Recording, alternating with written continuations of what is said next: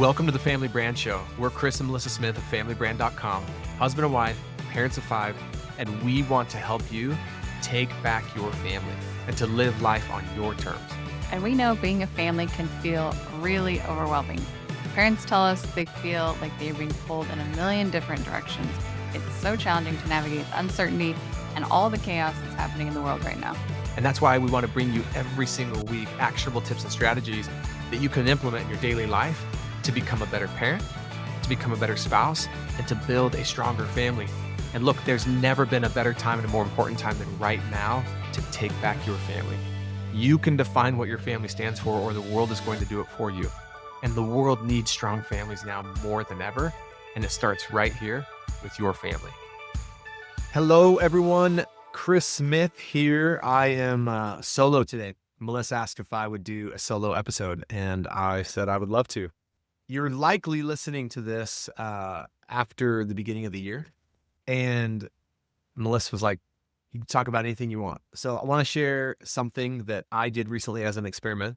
I think Melissa and I have talked about this briefly on a previous episode, but we came across this really cool video by the author Arthur Brooks, where he was talking about this research out of Harvard that said that one of the challenges that we're facing in the world today is that we never have to experience boredom. And he went on to say how important it actually is to experience boredom, because when you get to the place of boredom, that means that you are giving yourself enough presence and space to maybe think deeper about life and your purpose in life and the meaning of life. But he said, because of, phones and social media, it's rare that we ever have to be bored. Like, even if we're waiting for a stoplight for 10 seconds, we don't have to just sit there for 10 seconds and just think and observe and just listen. We can pull out our phone for 10 seconds. And he said that this is actually a real problem in the world today, that we aren't bored enough. So I'd heard that study, and that really impacted me. And I thought about that in my own life. Like, how often do I find that I'm bored? And boredom is a good thing, right? How can I seek out more boredom? How can I seek out being bored more often? And then Melissa and I went on our 20-year anniversary trip to Spain. It was probably the most present I've ever been on a trip with Melissa, or as present as I've ever been. I mean, I truly unplugged for 9 or 10 days. It was just really present with her. And I think for me, the way I experience Europe is it just seems like it operates at a little bit slower pace than the US. I don't know if that's true or just the way it occurs to me. So I have this study about boredom kind of ringing in my ear. I'm really present with Melissa, and my team was amazing and allowed me to be super present. And I really cleared all of my calls and calendar and appointments. And then I'm, experiencing what I feel is just a simpler, slower pace of life in Europe. And it just occurred to me, I'm just going to take social media off my phone. And not only am I going to take it off my phone, I'm going to have an intention to not get on it on my computer. I'm just going to do a social media fast. And I didn't set a time for how long. I just was like, hey, I'm in Europe. I'd rather be hanging out with Melissa anyways. And so I took social media off my phone. It was interesting because I started finding myself being bored and just kind of reaching for my phone. And then realizing, social media is not on here. So then I started reading more. And I'm a pretty decent reader. I have Kindle on my phone. I have a Kindle. I have physical books. I enjoy reading. But I found myself reading a lot more than I had been. I found myself praying more. I found myself praying probably more intently. I found myself pondering things more. And as the days went on, I started missing it or craving it less and less and less. I just didn't have a desire to even look at social media. Didn't even have a desire to look at it on my computer, which it's not on my phone, but I still could access it on my computer. And it just really worked for me. And so this has less to do with social media. It has more to do, I think, though, for me with presence. And as you're listening to this at the beginning of the year, maybe one intention we could all have that I think would serve, it would serve us individually, it would serve our marriages, it would serve our families, it would serve our communities, our companies, and I think the world, is just to be a bit more present and to be a bit more bored. And one of the things that, because I started reading more, I cracked open a book that is one of my all-time favorites. It's definitely one of the most impactful books, if not the most impactful book I've ever read. Probably is the most impactful book I've ever read. It's called The Way of Mastery. And the book is all about Christ-centered consciousness. Whether you're Christian or not, or religious or spiritual, I've heard from people from all walks of life and all faiths that it's like really impactful.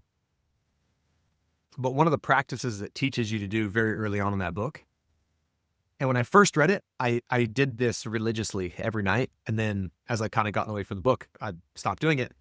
The practice is that every night when you're laying in bed, you say, I bless and release this day. It has been perfect and it is finished.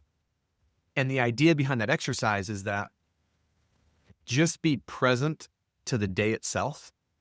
And then when that day is over, it is over. Don't drag the past with you. Also, don't obsess about and worry and fret about tomorrow. Just like live each day. And then at the end of each day, let that day go. And then wake up and be present to a new day. And then at the end of that day, let that day go. And as I've been adopting this practice again of just trying to most nights, I bless and release this day. It has been perfect and it is finished. One of the things that I often say is that for most people, myself included, for a long time in my life, my past was filled with mostly guilt and shame and resentment and regret. My future was filled with uncertainty and worry. You know, I spent so much time living in the pain of the past and the worry of the future that I had very little time to actually live in the one and only place where life is ever actually happening, and that's the present. And that was kind of a harsh reality. Like when I realized that, I was like, yeah, I'm here physically in the present. Obviously, we all are. But am I really living here? That was a painful realization to realize, like, I don't actually live much of my life in the present, but I want to, because this is the only place where life is happening. And I found for me, it's the only place where you can find freedom. There is no freedom in the past. Now, I'm not saying the past is filled with all like negativity or limitation. There's some amazing things about the past, like lessons you've learned, memories. I'm also not saying that the future only has to be filled with like worry and uncertainty. There's like hope and possibility and things you're looking forward to. I'm just saying that for most of us, though, the past holds way too much power over us and the future holds way too much power over us. And what's interesting is if you look up the definition of the past, it literally is defined as something that doesn't exist. And so an interesting thought is the past doesn't exist. It isn't real. Now, that's not saying that it didn't happen and then it wasn't real at the time. It was, but it's no longer real now. It doesn't exist.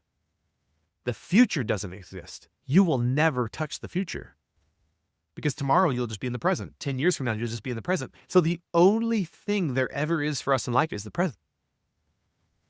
And so it's like, well, what if we lived there fully? How much more beautiful could life be? How much more free could life be? How many more possibilities could get created? And so maybe try your own experiment. You know, for me, it was taking social media off my phone and some other practices. Doesn't have to be that, but what's a practice that maybe you could incorporate here at the beginning of the year and maybe, you know, keep going throughout the year that would just allow you to be a bit more present? You know, I've heard for a lot of people, journaling helps them be more present. Meditating, breathing, sauna, exercise, reading, being bored. Like that's another thing about boredom is oftentimes when you're bored, you have to confront like what is right now.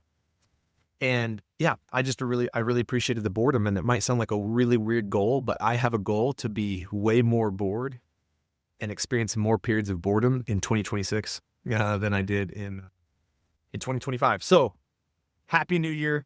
I hope you have the most blessed New Year. And I really hope this is the best year you've ever had in your life. And that to me is a really cool idea and a really cool thought, possibility that like, 2026 could be the best year you've ever had. Why not? And if you haven't already taken advantage of that through Family Brand, Melissa's put together the most amazing way to kind of kick off your year. And it's never too late to start, whether it's January, February, or March. And she has this really amazing methodology, which we can link to it in the show notes.